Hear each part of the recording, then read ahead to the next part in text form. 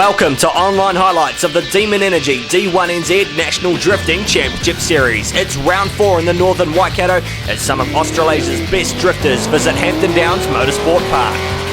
Yes, it's round 4, the halfway mark of the season and the turning point in the 2015 series title race. Can Darren Kelly claw back the top spot in the turbocharged Nissan Skyline, or will Californian-born Andrew Redwood take the win for the V8 in his FC RX-7? Catch all the action right here on Oversteer TV.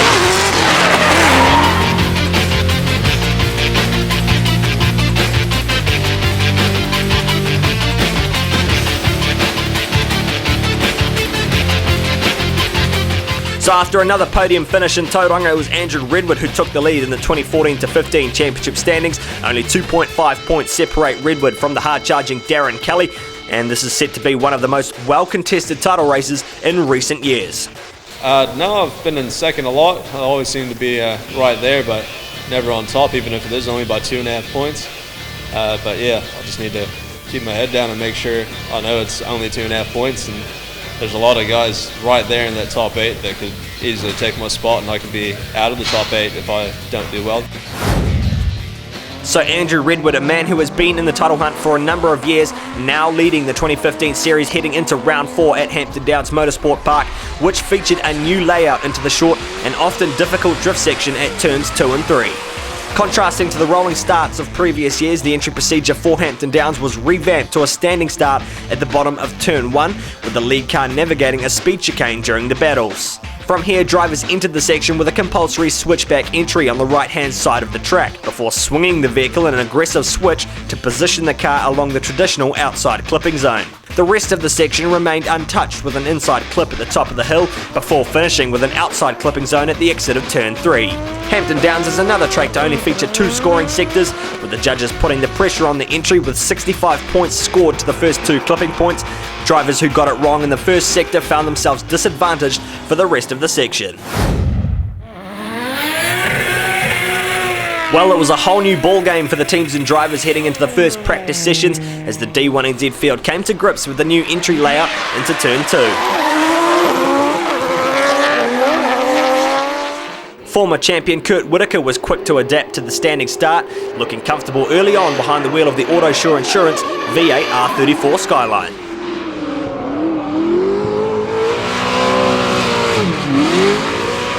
It's a little bit different, but hey, we need a little bit of difference at Hampton Downs. It can get a little bit, just same. So what we're finding is that you've just got to go pinned into the first corner, and then and then you're away from there. So it's something a bit different. You're not having to go in there fast and slow down. You're going in there on the gas the whole way.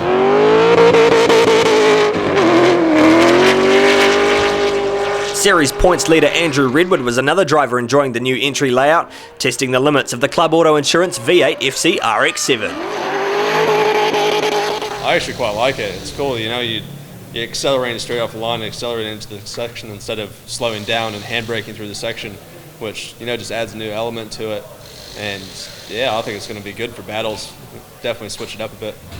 With a podium finish at round 3 in Tauranga, Andrew Redwood is looking to keep the pace in the second half of the season, happy to be back on the faster race circuits. I actually like being back at tracks. You got a pit garage, something over your head where you're not sitting out in blazing hot sun. You've got some decent pit access, and we don't have huge concrete barriers, which is nice on the body panels. I definitely don't need to be spending any more money fixing stuff at the moment, so it's definitely good to be back at the track.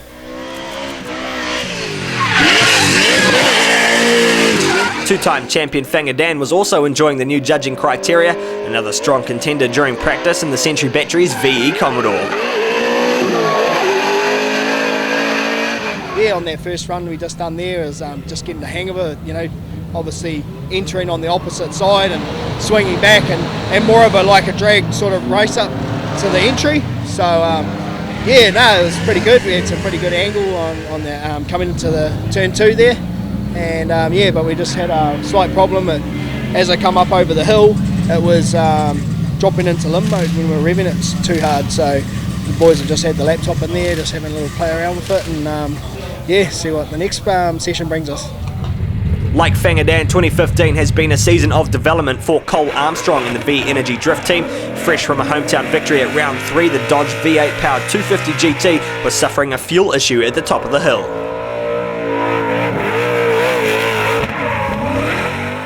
as we're coming up the hill, the cars seems to either be sucking the surge tank dry or something, but we've got a bit of a miss going over the hill, so we're trying to figure that issue out. Hopefully we can get it sorted by the end of today and just get some good clean laps in. But yeah, we're having fun out there. The thing's screaming its lips off, so yeah, we're just out there gonna get our line nailed in. The judges have mixed it up this year. For this, we seem to be pretty good. It doesn't obviously have a lot of low down torque, so for me to get that good drive off the start, we get away really well. So yeah, just more practice, more laps and more seat time. Someone who's been enjoying plenty of seat time is series young gun Joe Kukatai in the Rockstar Energy R32 Skyline, one of the top stars flying the flag for the Turbo 6s, though not without his own issues during practice. We had a bit of a nightmare last night. Going over our maintenance, I found out that the box third gear was a bit suspect, so I spent most of the morning fixing all that. The track's heaps different. They're doing a different format this year compared to last, so just trying to get used to that. And yeah, towards the end of the session, yeah, started to dial the line we want. So yeah, just a few little things we need to, I need to work on, and yeah. With a strong showing in Tauranga with a P2 in qualifying, Kukatai is enjoying the tough competition, continuing to push himself in his second season of the Pro Championship. It's good, man. I'm stoked with our performance.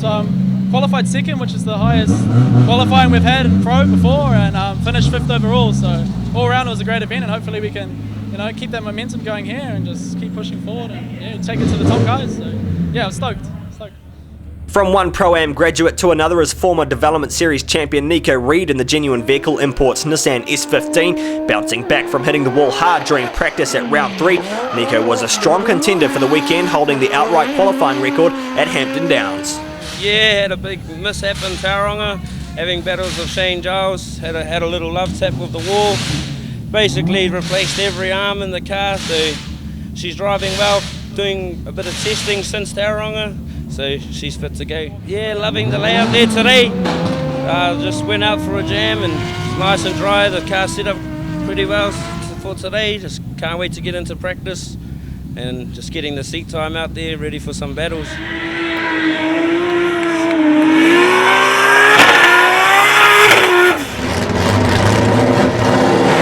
Four-time series legend Gaz Whiter unveiled the new look S14 at Hampton Downs, with Phoenix Radiators signing on as the principal sponsor. Gaz, one of many drivers, noting the importance of Turn 1.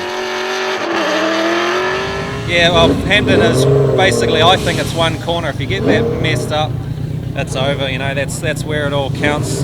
You pretty much go ground that apex up over the hill and it's over. So really, really important on that first inner clip. If you don't have, if you're not on the door there, it's over. Simple as that.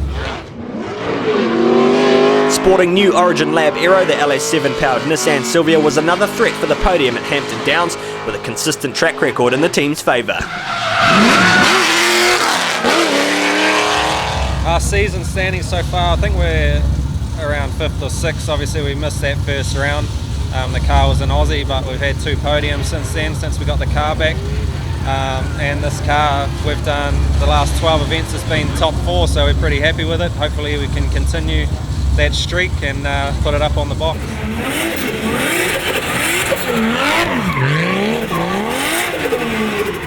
Championship contender Darren Kelly has also seen his fair share of top 4 finishes. The former Pro-Am Development Series champion fully focused on a podium finish at Hampton Downs behind the wheel of the Turbo Smart Oz Racing Nissan R34.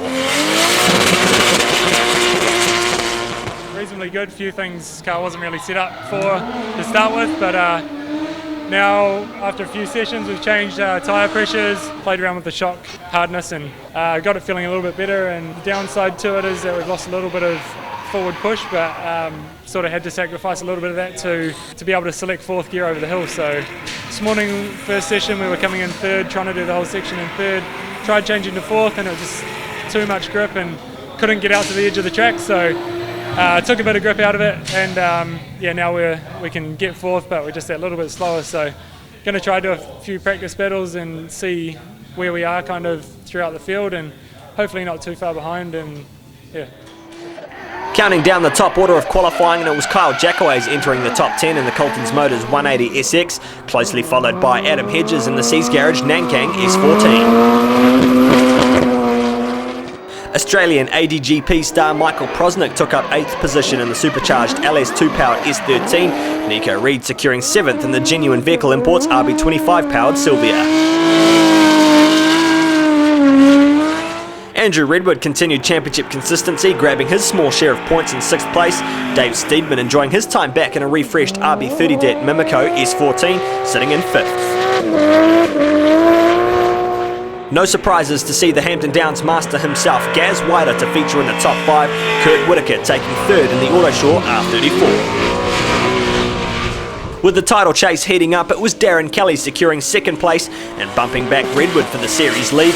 Kelly the best of the turbos in the TurboSmart R34 Skyline. The man of the moment though was Fanger Dan in the Century Batteries Holden Commodore, topping the scores to take pole position for round 4 of the Demon Energy D1NZ Championship Series.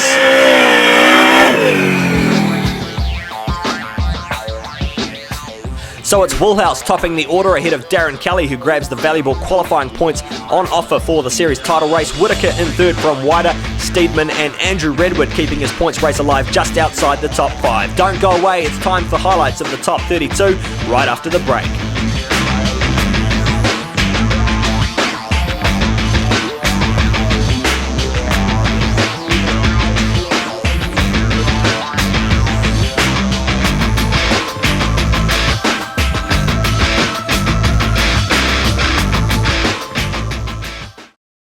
Toyota's Galore, New Zealand's largest Toyota parts supplier. Interior panels, lights, engines including 1JZs, 2JZs, V8s and more. Toyota's Galore, now in South Auckland, and Kempy's Mitsubishi for New Zealand's leading Mitsubishi parts supplier.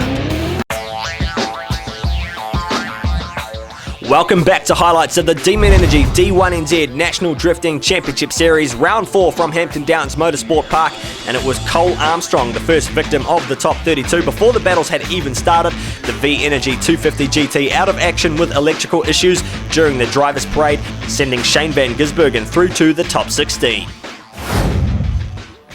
Well, the 32 got underway with ATJ's Tom Marshall chasing down Gaz Grove in the CMP Construction S15, Marshall taking the win for the turbos.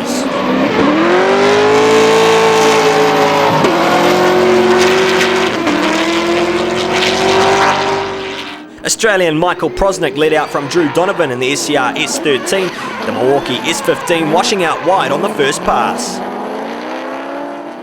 In the second pass, it was all in Prosnick's favour for the win, but it all went pear-shaped at the first clipping point, Prosnick tagging the rear of the Milwaukee Tool Sylvia, handing Donovan a 10-0 win through to the top 16. Rattler Motorsport's Shane Allen lined up against Adam Hedges from C's Garage, the Nankang S14 struggling over the top of the hill, handing an easy victory to the BOC Gases SB Tools Ford Falcon. Burgerfield's Brad Smith and Milwaukee's Jody Verholst put on one of the most entertaining battles of the weekend, going OMT twice before a final sudden death showdown. Brad Smith holding on to the final lap to take victory as Jody Verholst washed out at turn 2.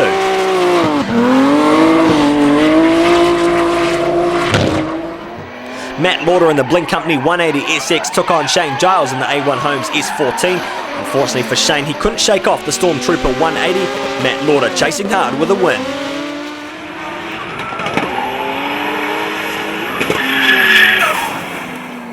Bruce Tannock in the Achilles Radial S13 struggled in his matchup with Joe Marshall in the ATJ 180SX, Marshall taking an easy victory into the 16, so too for GVI's Nico Reed, who lined up against Pro-Am champion Vincent Langhorne, who was debuting his rebuilt C33 Laurel, Nico taking victory with a clean chase.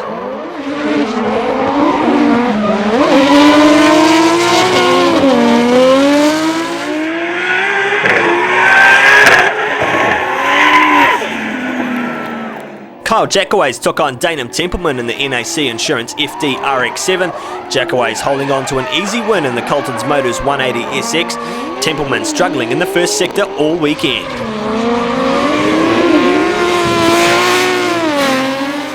The battle of the four-door Skylines unfolded to finish off the top 32. Rockstar's Joe Kukatai taking on Phil Sutherland in the Drains and Developments R34. Kukatai chasing hard with a dirt drop from Phil on entry. In the second pass, it was Kukatai in the dirt, and despite a massive entry from the Rockstar R32, it was Phil scoring the points in the chase, Kukatai switching back before the exit, handing an overall victory to Sutherland.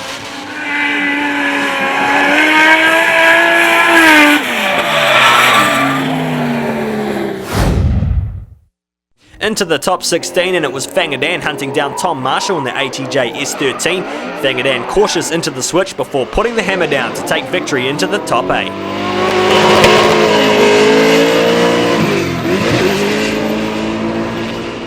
Shane Allen continued good form behind the wheel of the BOC Gas's SB Tools Falcon, taking victory over Drew Donovan in the Milwaukee Tools S15.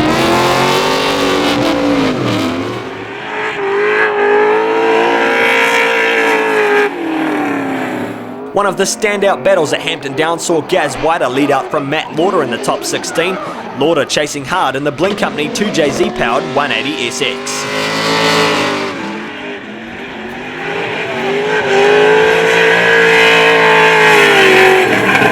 In the second pass, the Phoenix Radiators S14 gave chase, Matt Lauder putting on another solid run to force Gaz Whiter into an OMT.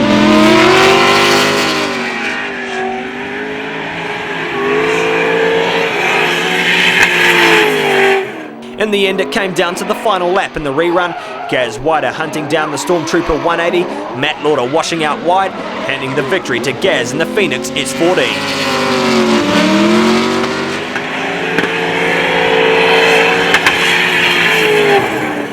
Dave Steedman took on Brad Smith for a place in the top 8. The RB30 powered Mimico S14 holding the advantage to take the winning chase run over the Burger Fuel 350Z.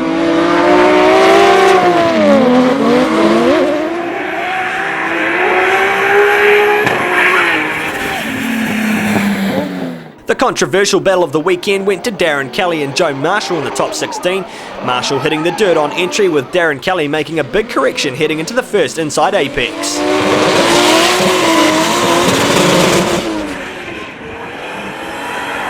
With a scrappy pass from both drivers, the scores would be up in the air as Darren Kelly looked to keep a clean chase and keep his championship points race alive.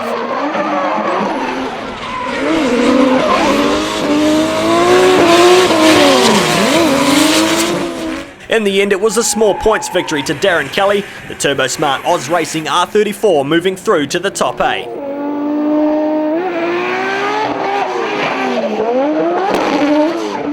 Nico Reed continued another strong run in the GVI S15. Kyle Jackaway's pushing wide in the chase, handing an easy victory to Nico into the top 8. It was much the same for Kurt Whitaker in the Autoshaw R34, taking on Phil Sutherland in the Drains and Development Skyline. Phil pushing too wide at the chase at Sector 1, handing a win to Kurt Whitaker. Shane Van Gisbergen stepped into Purnell Callahan's Pro-Am Development Series car after the Hyperdrive R34 battled mechanical issues throughout practice. Van Gisbergen struggling in an unfamiliar setup, handing an easy victory to Andrew Redwood in the Achilles FC RX7.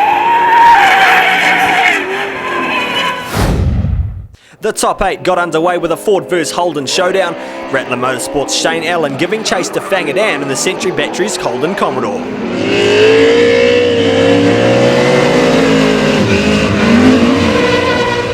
Unfortunately for Shane Allen, the SB Tools Falcon over-rotated switching over the hill. Things also didn't go to plan during the lead run, Shane Allen suffering a debeaded tyre on entry, Fangadan left with nowhere to go.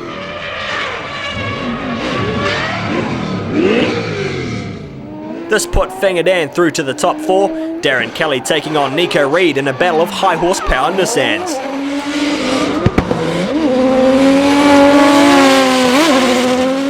Despite a strong chase from Nico Reed in the GVI S15, it was minor errors handing Kelly a small advantage, Nico putting it all on the line in the second pass.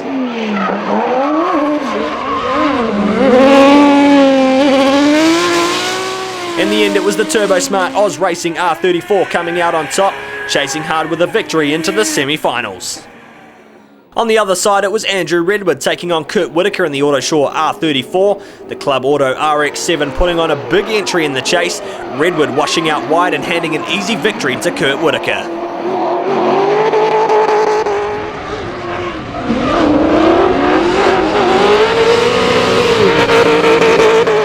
was a battle of S14s to finish off the top 8. Dave Steedman giving chase with the RB30, Gaz Whiter taking a winning lead in the V8-powered Phoenix radiated Sylvia, Steedman making a mistake over the hill, the Mimico S14 making contact with the clipping point.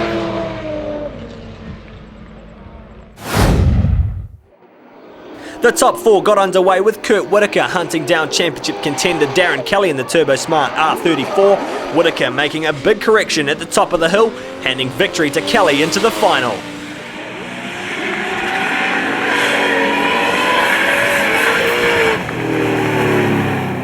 Just like the days of old, it was Drift Corp stars Fangadan and Gaz Whiter looking for a place in the final.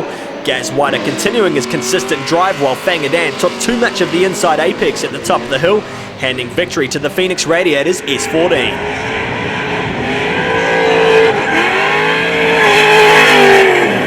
This put Woolhouse and the Century Batteries Commodore up against Kurt Whitaker for the battle for 3rd and 4th, Fanga setting a strong lead in the first pass.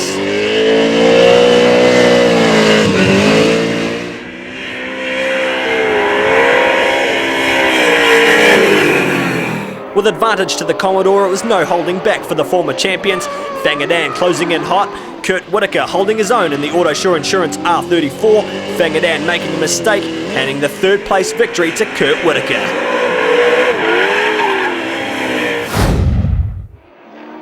The final clash of the weekend would be a turbo vs V8 affair with Darren Kelly putting it all on the line to regain the championship lead, Gaz Whiter through with nothing to lose, and a trophy cabinet full of experience.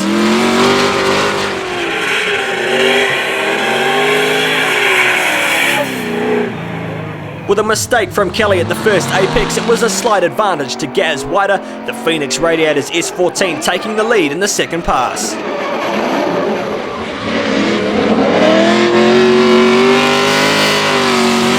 With a bold chase in the first sector, it was Kelly falling away over the top of the hill, Gaz Whiter powering away to take the round victory at Hampton Downs.